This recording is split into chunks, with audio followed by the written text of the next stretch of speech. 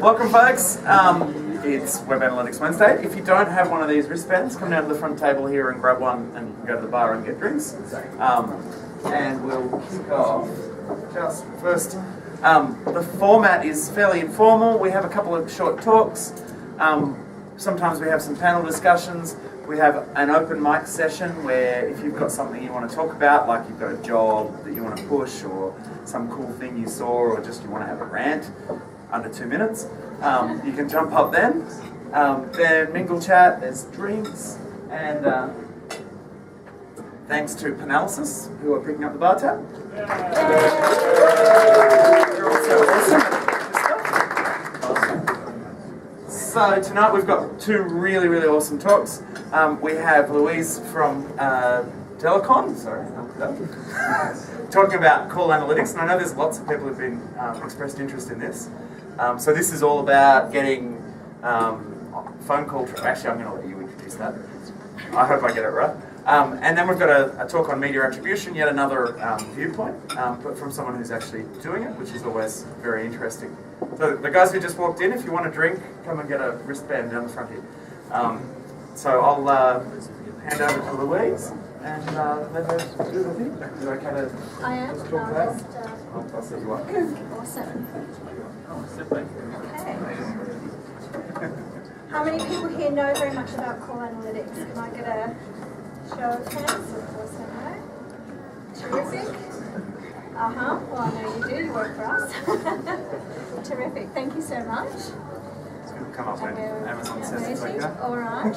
I guess just a little bit of background about me. I've sort of been working in marketing analytics before it was sort of a popular job and role quite a long time ago. So I was a marketing analyst about 25 years ago, kind of waving that banner, if you like, saying where's the data, how can you make a decision, running on segmentation models, telling people, what are the statistics, where are the numbers, while everyone was else, kind of doing lots of fun advertising and throwing PR parties and doing all that sort of stuff. So I guess I've been kind of waving the where's the data banner for a really long time and making sure that data was being used for better business decision making. And been involved with societies like the London Strategic Planning Society and things like that, and using data for better decision making. So I guess I've been waving that banner for a really long time before web analytics was even around. So I guess I'm really pleased to be standing here and talking to this forum. So I really appreciate the time. Okay, so let's talk a little bit about call analytics, and I'm hoping this is going to... Sorry, this wasn't the app that I wanted to use. I'm racing ahead. Okay, I've worked it out. Okay, so what's call analytics? What's the problem? Everyone kind of knows this a little bit, but everyone can track website visitors. We've got awesome web analytics tools involved, and we can track our clicks very easily. We understand customer journeys that relate to a click. We can understand customer behaviours that relate to a click. But really, at the end of the day, we do have technology, and we can do the same thing for phone calls, but not everyone is doing it. So I'm just going to talk to you about this missing metric that we have sitting around here, which is the phone call, and what we can gain from a phone call conversation, and what kind of analytics we can do today. But I'm going to leave you at the end with a bit of an idea about what you could use this stuff for in the future. Some of you might be familiar with this picture. It's a Google picture, and they like to show this as a way of measuring metrics. But I guess these are the key statistics that have been talking about. 43% over here, this is a Google statistic from their latest research, saying all search-related conversions happen over the phone. And also 65% of businesses consider the phone their highest quality lead source. That's generally because somebody who has picked up the telephone has probably seen an ad, they've got an interest in your service, they have some idea about it, they've probably gone onto your website, they've probably done a little bit of research, and the reason why they're calling you is because they want to qualify themselves for your service. They are in the sales funnel. They are very interested in your product. They are not filling out some random form thinking that they do or may not like your service. They have done their work, they've engaged with you digitally, and they want to know more, and they are potentially wanting to buy. So they are a very important source of data about your customer.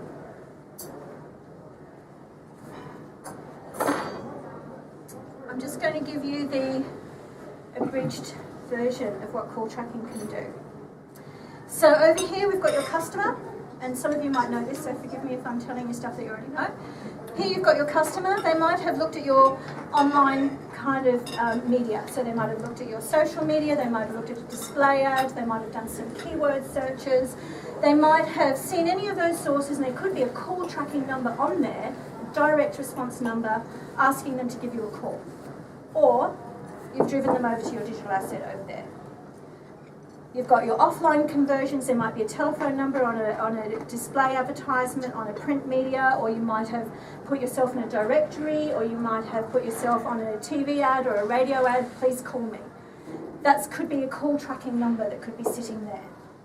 Most often than not, you're going to push those customers over to your digital asset, your landing page, so that you can explain more about your services, excite the customer, and get them to call. Or else, you might have expected them to buy something from you online, and something has happened to them, and they've decided, I don't understand this, I need some help, I need a human being, I can't deal with this, I want to speak to somebody, and they'll want to pick up their phone. So it might either be a good reason why they're calling, or it could be a negative reason why they're calling. But either way, they're interested in your services. So you can have what we call as dynamic numbering on your website, which can then track the entire search journey of the customer that led to that phone call. So a dynamic number is presenting a customer with a unique telephone number each time they visit your website, and the moment they pick up the phone and they call that number, we can look at their entire session search history, and we can attribute it to the phone call when they make that call. So we know what happened before the phone call. We push that information, and you've noticed that I've wiped out any kind of reference to a company here, but this is a call tracking network sitting in that cloud. It's a technology that you like that, Simon? Very agnostic. So you push that over a call tracking network sitting in the middle there. And what you can do is some clever things with call handling technologies. You can normally send a call to an IVR or a call centre, but if you want to do something clever and tricky, you might have a conversion team specialising on the campaign that you might be running. And that is happening more and more. Not everyone wants to get lost in the queue. You might have a certain campaign that you want to direct to a particular place. You can do some clever call handling things with that call to deliver it to an outlet geographically or to a call centre. There are some important things that you can then do with that call. You can whisper where the call came from. This could be a source, any of those sources that we've talked about up here, you can whisper that it came from that source. Do you mean whisper to the operator? Whisper to the operator. Yeah. Hi, this is an awesome lead from your super duper PPC campaign, on XYZ media. So you can do that kind of thing, but if you're going to do it to an IVR, it can get lost. You can record that phone call to understand what's going on inside that phone call. And I want to talk to you about some really exciting things you can do with call recordings. And you can capture the call outcome. And there's a few ways that you can do that. You can either do a post-call survey, so as soon as that caller has gone away, you can do a post-call survey, and you can ask the operator what happened on that call. Did you sell something? If you sold something, how much was it worth? Was it an inquiry? Was it a complaint? Did you book something? Did you do something? What happened? You can immediately capture that call post-call, and push that data into your call tracking platform. So you immediately get information about that call. Of course, you're expecting human beings to do that, so there's a little bit of a issue around compliance and making sure people actually carry out that action. From this, you can capture all of the information about that call, the origin of the call, what happened on the call, and you can push it into your call tracking system. You can also do something pretty clever, which is actually taking that data live to the operator with their CRM sitting in front of them, and you can push all of the information about their journey and where they've been, what landing page they went to, what ad they saw, and you can see what landing page they went to, where did they browse to, what have they been looking at, where did they call from, did they get stuck on a booking page, did they get stuck on an e-com page, are they 75% way through the purchase? do you want to prioritise that call and push it through to somebody who can close the sale, or do you want them to get lost in your IVR? So this is the sort of information you can use in real time, intelligently, on handling that call to get a sale, to get a conversion. Okay, so all of that data is going to go up into your call tracking platform, but live, you could have that pop to your call operator where they can say, wow, this person has responded to this advertisement, they've looked at this page, they're calling me from this particular area, they typed in as a keyword, I'm interested in cheap mobile phones, please. And you know that they're price sensitive and looking for a cheap mobile phone when they've called you. So that's quite useful information for the operator to have. They can then go, wow, what can I offer you as a cheap mobile phone, or can I talk to you into something else? So, Louise, so that's possible because you are displaying a unique number for that person, for that user session. that's right. Yeah. And what you can do, when you've got your call, your CRM at this end, you can pass the call through. It's got a special record key, call tracking record key, that the operator calls up, and it'll immediately go and suck in the data and present it into your CRM live, so they can use that in-call intelligence in terms of how they're going to deal with that customer. You've also got that lovely data sitting in your CRM, so you now know the source of your call, you know what's happened in terms of how somebody got into your sales funnel. You can also tell from your CRM when you enter it what happened to the call, where did it reach to, what was the quality of the lead, what was the value of the lead, where did it get to in the sales funnel, and push that back into the call tracking platform. And we'll get on and talk about integrations in a minute and how you can use that data. So all of that data is sitting here in your lovely call tracking platform, and you can now push it into live Google Analytics. So you should be able to see your clicks right next to your calls, next to your keywords, next to your channel, next to your conversion, and you can look at your customer journey that led them to a phone call. You can then push that into your bid optimization tool, whether you're using Kenshu, Marin, Acquisio, DoubleClick. You can push it all into those platforms to attribute it back to the campaign that generated the phone call, so that you can then do true measurement of your actual marketing action. You have to wave your hand at me, Simon, if I'm running out. Fine for now. Yeah. You've got 15, 20 minutes. Oh, I'll slow down talking. I've actually got this Yes. question. If you're using Universal Analytics, Google Analytics, are you allowed to, through your system, if a sale occurs, push that user ID through so it kind of marries up to that user? Yes, you should be able to do that. Yeah. Any data that you can capture, which we'll talk about what data we can capture, you can then push through into exit. And Google Universal is great because you can push so many more data sets through the Universal. So we're really on a push to kind of encourage people to move up to that. So I had a question on the actual phone number that we're displaying on the website. So obviously every time a different user comes to the website, they will see a different phone number. They will, yes, depending on, yes, if they come in via a session, they'll see a new unique number that will be attributed to their session. And then when they completed that session, that number will go back into the pool after a determined period of time, and it will be represented to another website visitor. Now you could allocate that telephone number to a visitor for a year if you wanted to, but you'd need so many call tracking numbers, the value of the data would be a diminishing return. So you have to kind of have a balance between how much data you can capture about a customer visit versus the amount of call tracking numbers you should maintain. So if you're in a situation where the phone number is part of, I guess, a wider branding marketing effort, you'd have to sacrifice that, I guess, to get access to all that information. Yeah, you would. Yeah. Or you could use that branded number in certain circumstances, but limit the call tracking number to paid search or Google paid. So you can actually fire rules that will actually only fire a call tracking number to measure other channels. And so you can keep a branded number for that for certain calls and not for others. And you do call me, right? Call me buttons. as Yes, well. yeah, you do click to them and things like that as well. So you don't actually need the telephone number associated with it. Yeah, I wouldn't say I've seen the technology before, and I think it's really impressive. I had some questions about expanding out. So, is it possible, rather than triggering off a session, if you have a user ID, could you always show the same number to the same user, for instance? Technically, it's possible. And so, would it be possible to cross-stitch device information? So let's say you have the user ID, which the user logs in on their mobile and desktop. You can display the same number to them on both. would it be possible to carry on in the back end of Delacon that they got up to this page on this device and then completed it on the secondary device, for instance? On the secondary, at the moment it attributes well, you could do that because we capture the IP address, but it's not standard to do that. And you could do that by maybe using cookie kind of technology, but it's not standard to do it. But it is technically possible because you do have the inbound call and you do have their IP address. So as long as you could use those things as identifiers or a cookie as an identifier, it's technically possible. Okay. It's not the way it's done at the moment, but that doesn't mean to say it won't be. Sure. Okay. I'm just going to take you through this quick little case study I've got here. Right.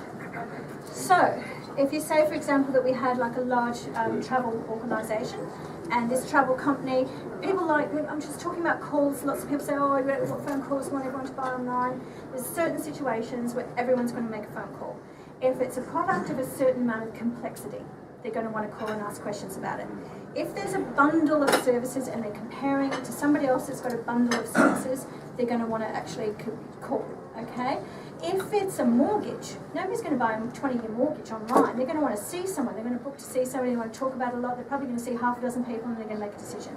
If it's a cruise, nobody's going to book a cruise online without knowing that they're facing the ocean or they're going to face the engine room. And whether their kids are going to be entertained and whether their food's included or not. Okay, so there are certain instances where human beings just simply have to pick up the phone and talk to another human being. And that's the way we do it right now, and we're probably going to do that for some time to come. So there's going to be situations where people don't make phone calls, but there's certainly a huge amount of situations where people do. So in this organisation, they invested a huge amount of money in digital channels. They had no visibility of the phone call, but they're a travel company, and at the end of the day, pretty much everyone to do with their product wanted to make a phone call, and in fact would make 7 or 8 phone calls leading through to a sale. So how do you attribute that end sale all the way back to the marketing initiative that drove that call? So if we just have a look at what they did in the first case, and this is like, do nothing else, just measure accurately. At first they thought that these were worth $131 per cost per lead. Okay, so that's an assumption they had about their business. But when they included the calls as well as the online forms, they found that their actual cost per lead was $57. So that's an immediate thing. Do nothing else but measure accurately. You've got a better understanding of your business economics. If you then have a look at looking at what they were looking at, keywords, looking at the attribution of what they were generating, they found 8K worth of wasted spend in the first month of doing call tracking, and they were able to actually then reallocate that budget to better performing channels, and they were able to get a better result. After 6 months of doing this and optimizing further by finding better performing channels, they've now come down to $48 per lead. That's their new benchmark. They now know that if they do not generate a lead for $48 from any of their channels, that they will switch their budget to one that does, because they now know that's our benchmark. That's what we expect the market to deliver to us. They measure on it and they deliver on it. Okay, so it's a very important piece of information to have so that you can actually generate a better result. So just in terms of what you're going to see, just say, for example, you're only tracking the blue line. Lots of us in this room probably used to tracking web analytics and they're only going to see the blue line. But what about the phone call? When you track the phone call, some of your products might be generating twice the amount of conversions offline. So by tracking that, you're getting to see the red column. And I know as a marketing manager, I want to show my boss when I spend his money that I'm producing this whole picture rather than just the blue columns. So this is a very important piece of information. How do you feel chat fits into this equation? Online chat, is that replacing telephone calls? Or is it not using that as a result? I really like it. I don't like it. Yeah, no, and I think it's going to get used more and more. To be honest with you, the online chat's going to be part of it, isn't it? So, yeah, I mean, that's going to be another measurement, isn't it, to include? Absolutely, totally agree. Also, the outbound call should be a measurement. Yeah? Any questions on that? So, just say, for example, down here we've got campaign A and campaign B. I don't know if you can all see it, but I'm not going to tell you all the data here. However, if you were investing your money normally as you would do based on web clicks, you would see campaign A, you'd say, wow, I've got a 26% click-through rate here versus a 7.54%. Campaign A, I'm going to throw more money at that, and I'm not going to throw money at campaign B. I'm going to move my money off campaign B. It's just not doing a good job for me. But if you were counting your web leads and your calls, you would see that campaign B was generating 17 conversions, therefore your cost per acquisition was lower than campaign A, and you would be moving budget towards campaign B. So simply in being able to make the right optimization decisions, you need to make sure you've got the right data. Not going to read through all of this. I just want to tell you the type of things that you can get out of call analytics. You can get the source of the call, you can attribute it to a campaign, or you can attribute it to a source.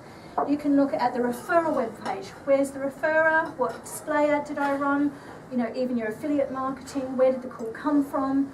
Browsing history, you can understand what pages they landed on, you can know where they browsed to, you know where they called you from. So you've got all of that customer journey information that you would have had with a click.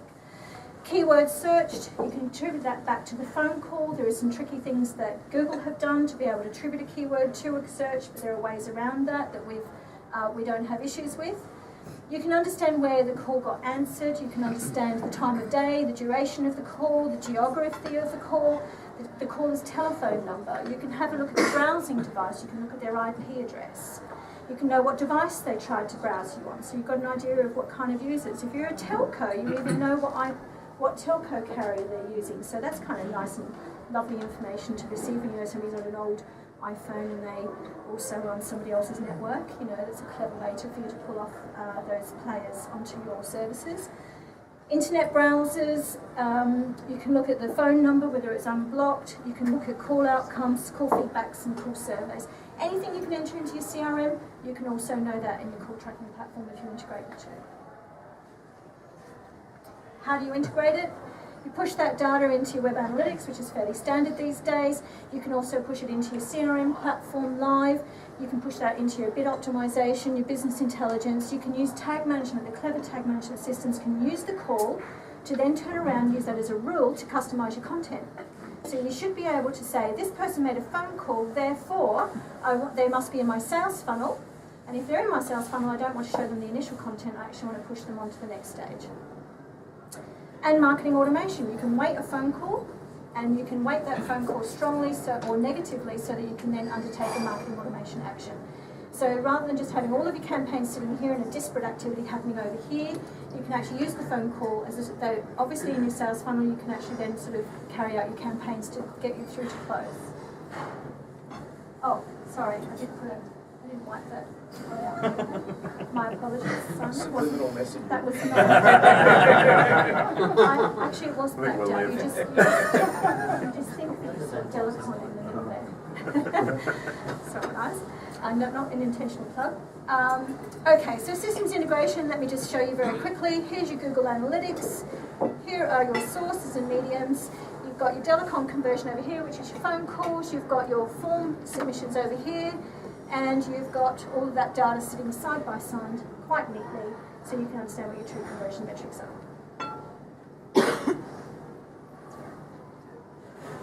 So, what can you do with it? It's all very nice having all this information. What can we do? So you understand your customer behaviours via your web analytics platforms just as well as you can do with clicks. You can do the same thing with phone calls. It's just standard business practice. More accurate attribution and measurement for your marketing people. Better optimization using weighted call data in your decision algorithms. So you can weight a phone call either more positively or negatively and put those algorithms into your bid optimization platform so you automatically are bidding on the correct campaigns. You can close the loop from the online initiative to the offline sale. This is quite often where we get lost over here. There's no need to do that anymore. You can attribute the sale back to the lead that came on off digital. Your inbound call data can integrate with your sales funnel activity. You can improve content, customize and personalize using your IP and call tracking data. I think we just talked about that. You can use the call data as a way to trigger for marketing automation. We've just mentioned that. You can know what customers are saying, thinking, needing and doing by listening to the phone calls, by understanding what's going on in that phone call. Why is somebody calling me? What do they want? How do they feel? Are they going to buy something? So, what are the possibilities? Let's just tell me about what we can do now. Let's talk about what we might be able to do in the future. You can take call content analytics in real time. You can look at conversational keywords. What are people saying? What are the keywords that they're using? What kind of things are they saying? How do I incorporate that into my web content? How do I incorporate that into my SEO? Conversion data using trigger terms. Well, I might not have integration into my CRM at the moment. I don't think people are really going to stay on the phone and give me that conversion data that I really want so badly. Can I use certain trigger words in the conversation as a conversion? Can you get your salespeople to say, sold, are you going to buy? All of those words can be used as a conversion trigger point to immediately attribute that sale back to your analytics. Sales agent training, it's always the best thing. Let's find out what they're doing great, get them to do more of it. Let's find out what they're not doing so awesome, let's get them to do it better. The use of predictive analytics based on past behaviours to customise offers, scripts and content. You can predict by having a look at everything that's been said and done before, and you can use predictive analytics to then have a look at what are the likely outcomes of a conversation, what are the scripts that work best in that situation, and present them with the right offer, the right words, the right sales process. So that's the sort of things that you possibly can do right now, will probably become standard in the years to come. Let's have a look where we're up to. Real-time analytics here to customer intent. Looking for the cues to preempt a response. Jumping a little bit ahead of the cue. What is the customer saying to you and what can you make of it? What cues are there that can tell you something about that customer that you can automatically analyse on the spot using big data, as we call it, so that you can preemptively come up with something that they need to hear so that they will buy from you, so that they will convert. So, after all that, I'll end up on something a little bit more lighter.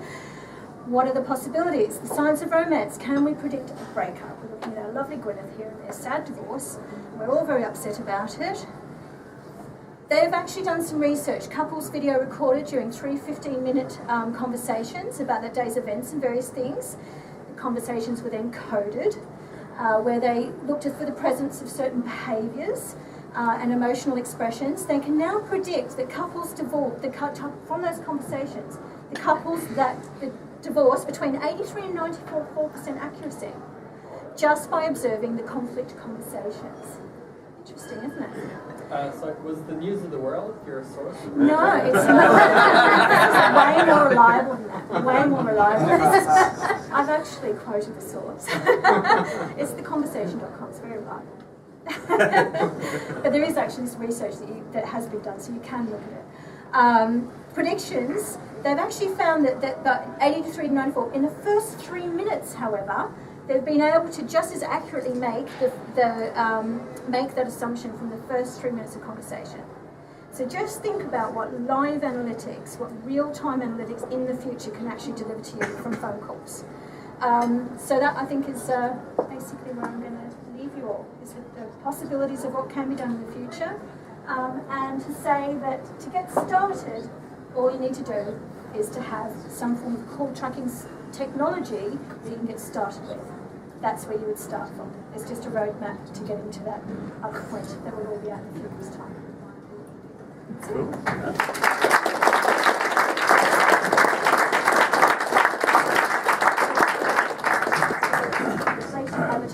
Sorry, can you just give us a ballpark on costs or something like that? Sure. Sounds expensive already. Wait, it's not. Okay. Generally, you're going to find that you're carrying, if you're a good call tracking provider, you're going to be carrying a call. Okay, so there's going to be the cost of the call tracking numbers themselves, and there's going to be the cost of carrying the call. And so that's the core cost of a call tracking solution, is the cost of the call tracking numbers and the cost of carrying the call per minute or per second. So you'd have to buy from Telstra or whoever. From a call tracking provider, you would provide call tracking numbers. Most call tracking providers are telcos, and they have a hosted application. So you've got the carriage of the call, but in the middle is sitting a call tracking application. And that call tracking application is the smarts, which is capturing all of the data and pushing the data to all of the various places. So there's generally going to be a carrying of call, management of call. If you're getting free phone numbers now, they're costing you money and you're not getting anything with it. You're not getting any intelligence, you're not getting any intelligent routing, you're not getting any intelligent data. It's not that much more different. The cost of that phone number, instead of using a call tracking number, which will provide you this application in the middle that's going to do all this clever smart stuff for you. So, the application cost is minimal in comparison to buying the call numbers. absolutely, if you're using free phone and you're paying for free phone numbers anyway, it's just a movement of your cost here over to a call tracking cost. So if you're looking at budget, generally you would be saying that you're already paying for that through your telecommunications group, and there's no reason why they shouldn't keep paying for it, to be frank. But it's quite easy to attribute some of that cost to marketing because you're getting marketing data. What about implementation? Is it as simple as just getting a number? Very simple. You get call tracking numbers as the first stage. You get call analytics code, which you would put onto your website, which is very similar to Google Analytics code. It just sits in the header, and then basically it would immediately go into a call tracking application, and then you'd set up your integrations. So you just integrate it to your Google profiles, you'd integrate it to your bid optimization tools, you integrate it to your CRM tools. So there is possibly a small integration cost, but it just depends on what's standard and what isn't standard. Is it cloud or software? Cloud. Yeah, everything's cloud. Yeah. You see the big cloud. Did you not see it? Did you not see it? There was actually a cloud. Yeah, but yeah. No, look, it is cloud because you're carrying the call, you're pushing it over a cloud-based app, and you're pushing it out. I mean, you could have that hosted somewhere. If somebody, a big bank wanted that hosted in their own hosted environment, you could do that on a licensing basis. But most of the time, it's just carried over a telco network, just simply as your call would be. It just has to be done in a very reliable tier 1, not messy VoIP kind of way. How close is that unnamed company called Delacon to the predictive analytics side of things? Well, we know exactly how to do it, and probably not so far away. Interesting stuff. It is really interesting stuff, actually. It's very exciting. Yeah. We just need customers to ask for it, and they can. You were saying affiliation before. How does it work with third-party sites? And the second question is, how would you recommend for businesses which have a lot of branches in Australia? Do you multiply a lot of phone numbers and provide them with, I don't know, how many variations? It depends on how you're distributing those calls. So generally, if you've got people coming in through the phone call, you can immediately distribute that call using IVR technologies. If they're coming through from your website, you may want to have a pool of numbers for each local number, so you can attribute that particular call back to the online session. So there are 2 ways that you would go about doing call tracking for those outlet type of situations. What was the other question? Affiliation, so third-party Right, sites. so affiliation. So if you capture the referrer website, then you're capturing the affiliate. But there's also technologies that affiliate type of applications have, like performance marketing, where you can actually sort of attribute the affiliate marketing activity to, so that you can properly attribute a phone call that happens both by the affiliate, in the affiliate call centre, so you can attribute the sale that happened there, and then you can attribute, because you can see them as a referrer. If they come through to the main website, you've got call tracking technology here, you can then see when they've made a phone call. So you can immediately track the phone call back to the referral website, which is your affiliate. You can even pass affiliate data through that process so that you can probably work out your affiliate commissions. Yeah, there's a couple of really cool people doing affiliate marketing that can do that. Is there any other questions? So this one, I've already asked you this, so it's more sort of into the room, if anyone's got any thoughts on it. But obviously, when you have all these dynamic numbers on the website, you have a problem with someone writing it down, calling it later at 1 o'clock in the session. Yeah. And it's a little bit of noise, which is fine for everyday users, but we have the problem of the social media team doing that, and then that ending up with the number section. So I wonder if anyone else who's sort of implemented it has any comments on governance around those numbers and how they've managed that. Wow. Look, I think that you have to be, you can set those numbers, you can even have direct response numbers from your it's really difficult. If somebody's going to write down a telephone number, that's okay. And you can keep that telephone number available, you know, for infinitum, but it's just going to have that, like I said, that diminishing return.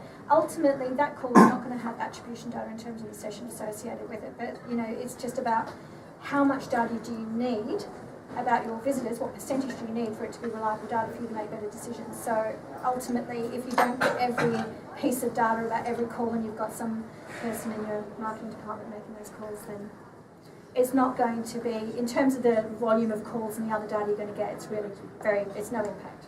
Yeah? So this is probably a little bit before social media really took off, but a company I work with in the UK used to just recycle numbers a lot. To try and keep them fresh, so they had dynamic numbers that were kind of source driven or campaign driven, but they always churned them very quickly. Well, not very quickly, but I think it was over like 2 or 3 weeks. They didn't have a number sitting around for very long. So if a number was still appearing after the cut-off period, so they retire numbers for a period. Yeah, I mean you can quarantine. These days you can quarantine numbers. So you just have a pool of numbers, you have a set of numbers that you put into quarantine, and you just pull them back. Or you recycle your numbers, you give them back, get a new set of numbers. I mean, that's fairly standard. You just recycle your numbers. So in our case, then the number that social media use for everything they do, which is like contributed to whatever campaign, we just pull that out of the pool. And Can't you just pass social media?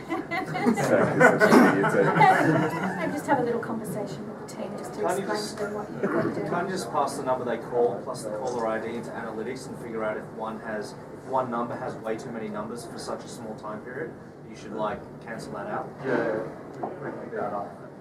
Yeah, and also if you're actually seeing no data associated with a call, then you can assume that potentially there's no session data related to that. That person wasn't live at the time. We actually do track whether somebody was actually live at the time that they made the call, when their session was open. So we can actually tell whether or not somebody was online at the time of calling. So there are ways that you can do it. And if you start seeing that data kind of becoming larger, then you know, you might not have enough call tracking numbers available, or you just need to look at what's going on. If I can jump in there, because that's actually, I mean, it's a bigger issue than you just point out, Willem, because it goes well beyond just the accuracy of one device. It's across a whole bunch of things, and it's basically statistically it's a type 2 error with false positives in the group. So if that's a huge thing, like potentially it could be with Foxtel, I mean, like if you put something out there and somebody splashes it over a competition page and the whole world knows it, well, that obviously could be a big thing. But I'd argue that it's part of half of the course. Because I mean, like, an AdWords click can last, was it 90 days or 6 months in Google AdWords if you do nothing else. So you can say, okay, did that call that happened at 5 months and 30 days actually really attribute to AdWords, or did they just see some ad on the telly, for instance, that caused them to make the call? So half of the course, as far as I'm concerned, as long as the margin of error is not too big. Yeah. Well, in our case, it's fine. Yeah. I think also another thing that the talk that we had last month was all about A/B split testing as well, and something that we were talking about is about how unreliable that source, the actual sort of the pools of customers that you're actually looking at, the data, and because it could actually be extremely skewed one way or the other.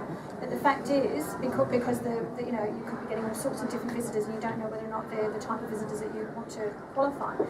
If you look at call tracking data and limit the pool of A/B split testing down to actual people who called, then you could say that you've actually captured an audience with an intent to buy, or somebody who's qualifying themselves potentially into the sales funnel. So in fact, call tracking analytics could be used for more reliable A/B split testing. So that was just tying it back to what we talked about last month. Okay.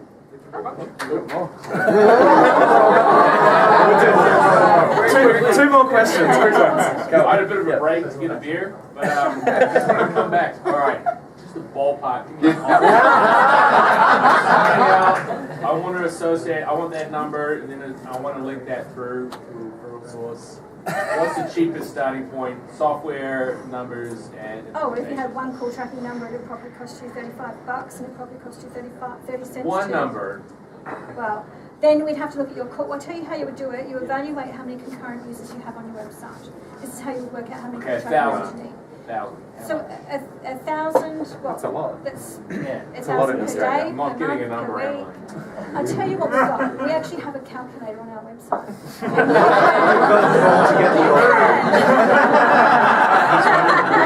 can go to the dynamic numbering page and enter in your call stats, and it will spit out the number of call tracking numbers you need. And it's still cheaper than Adobe products. He wants to require you. Don't answer any of his questions. I'll give you a price. Call me. Okay.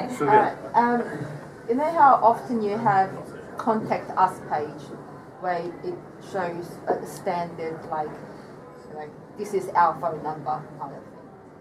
When you set this up, so assume you have dynamic phone number that changes per session for each user, and let's say that's just kind of visible in the top right hand corner, so it's like bang right there. This is the number that you want to use.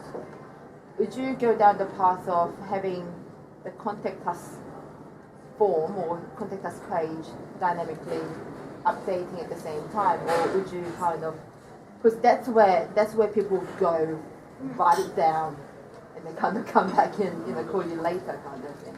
Sure. I mean, look, yes, because you want to know the journey that people took potentially to get to that contact us page. So if they came from PPC, or if they've come from certain keywords, or they've come from certain referral, you understand what page they landed on and what they were interested in and why they might be calling you. So yeah, I think that it's still really highly relevant to have call tracking numbers actually dynamically everywhere.